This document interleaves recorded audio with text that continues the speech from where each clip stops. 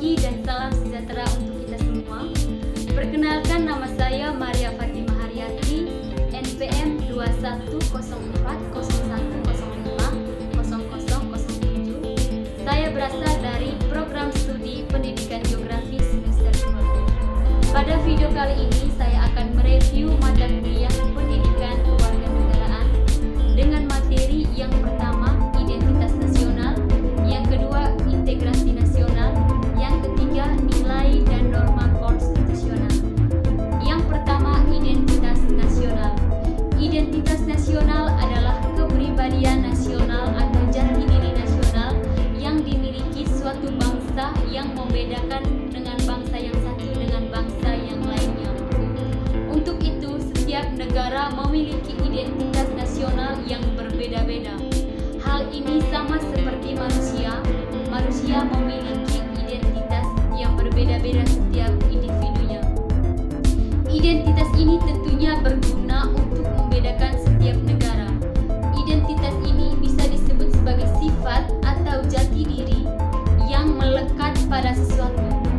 Identitas nasional ini merupakan hal buatan karena identitas nasional ini dibuat dan disepakati oleh warga dari suatu bangsa sebagai identitasnya. Tentunya dalam identitas nasional ada pembentukan nasional suatu bangsa. Pembentukan nasional suatu bangsa tentunya mengalami suatu yang panjang dan membutuhkan perjuangan yang besar. Hal ini karena identitas nasional adalah sebuah hasil dari kesepakatan masyarakat bangsa tersebut. Tidak setujunya masyarakat tentang identitas nasional di sebuah negara tentu saja bisa terjadi. Umumnya, setiap kelompok masyarakat menginginkan identitasnya diangkat menjadi identitas nasional. Hal ini yang menyebabkan sebuah negara yang merdeka akan mengalami perdebatan dan pertikaian yang berlarut-larut. Identitas nasional dapat kita artikan sebagai sebuah kesatuan yang ada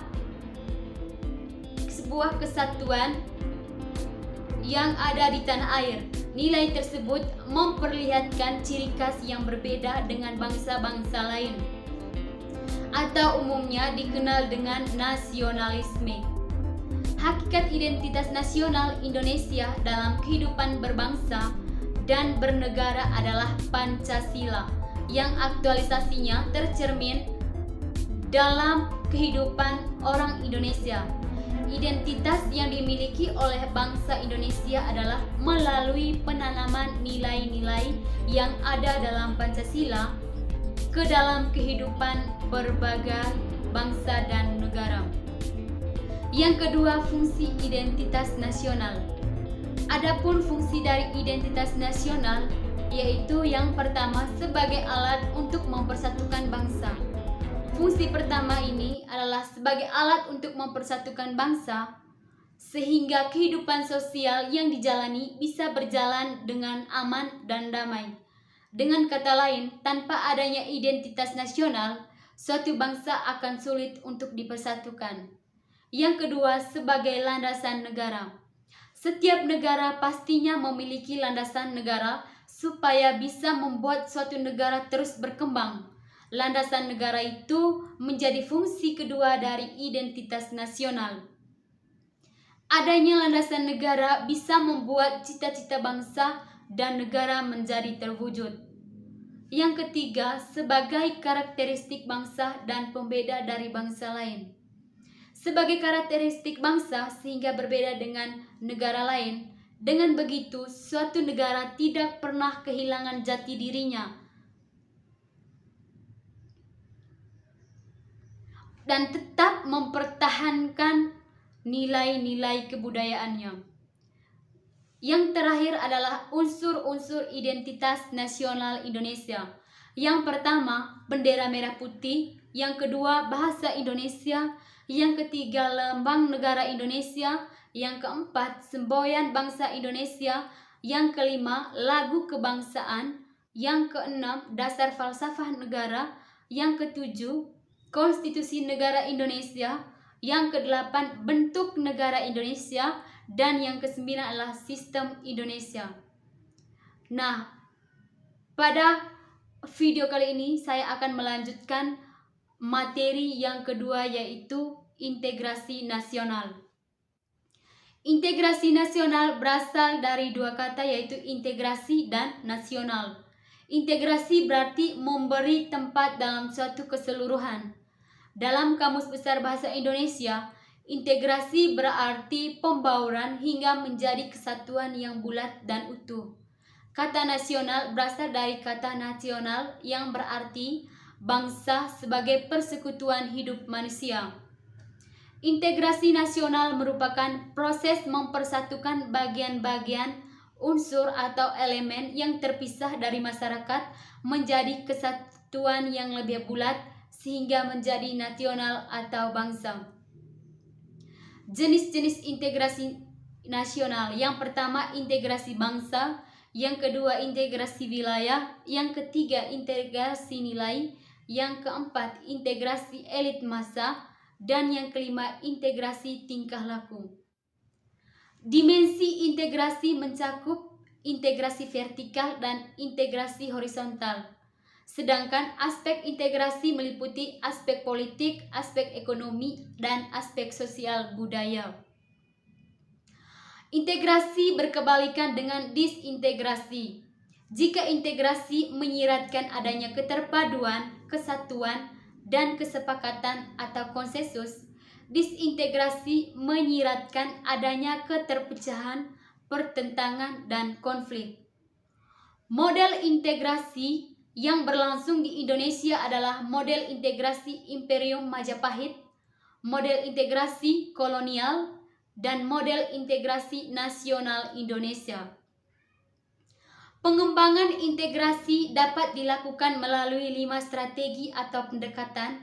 Yang pertama, adanya ancaman dari luar, gaya politik kepemimpinan, kekuatan lembaga-lembaga politik, ideologi nasional, dan kesempatan pembangunan ekonomi.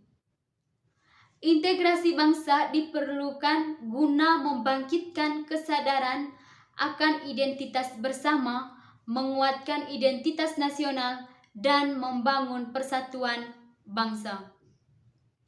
Nah, pada video kali ini juga saya akan melanjutkan mereview materi yang ketiga, yaitu nilai dan norma konstitusional.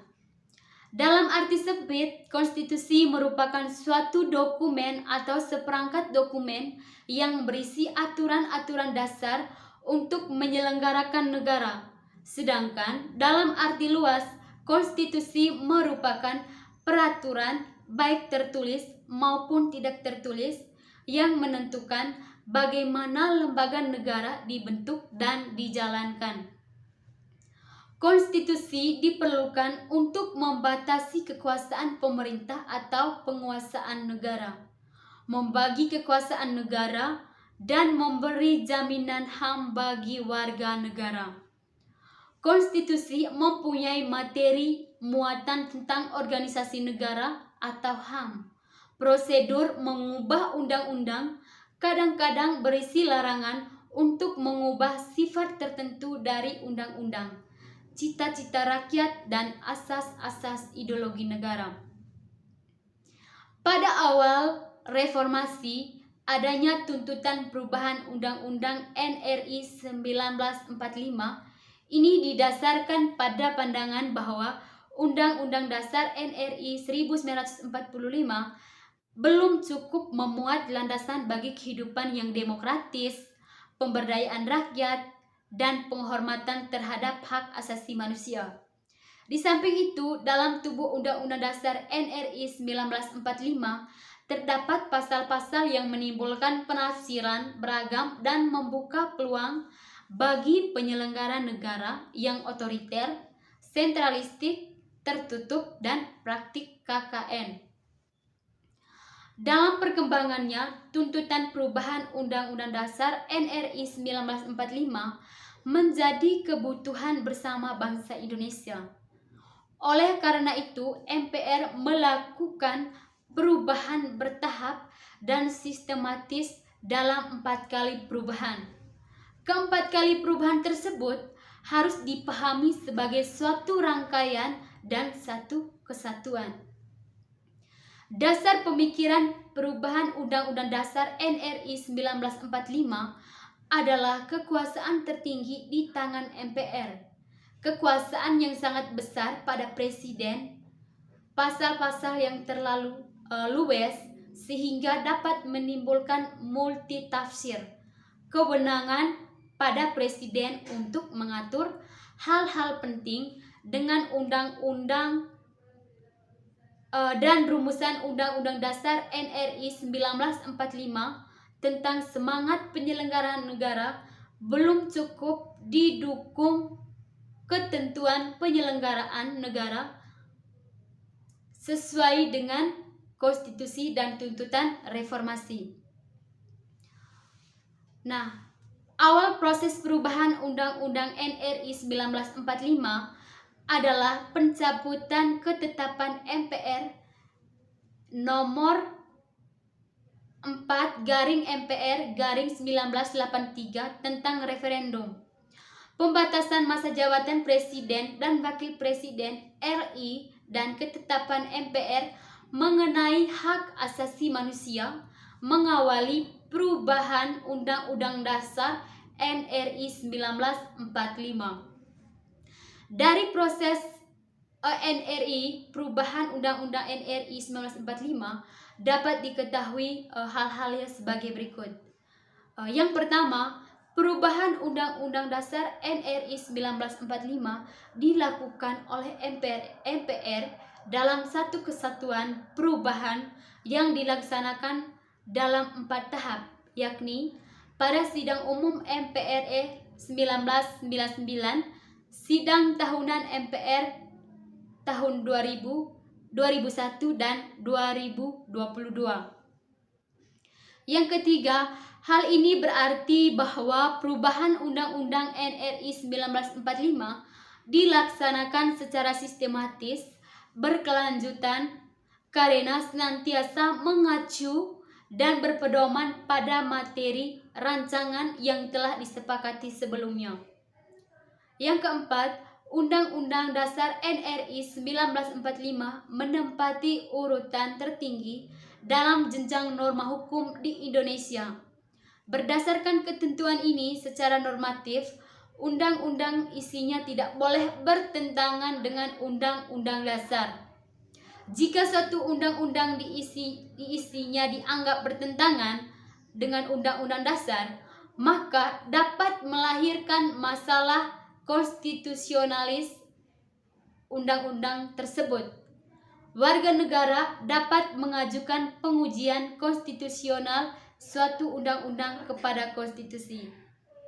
Baik, terima kasih. Itu saja penjelasan tentang materi identitas nasional, integrasi, dan nilai dan norma konstitusional.